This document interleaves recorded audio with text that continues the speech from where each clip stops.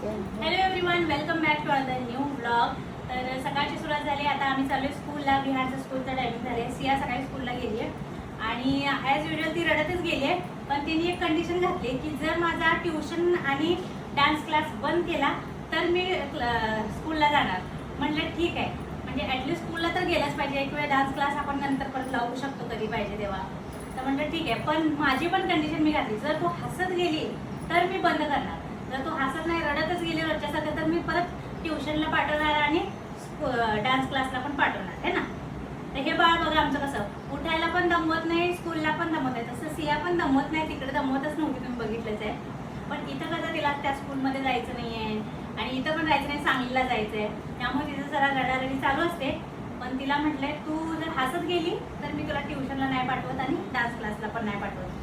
तर आता म्हटलं पावसाळा पण आहे, तसं मी बंदच करणार होते नेक्स्ट मंथपासून.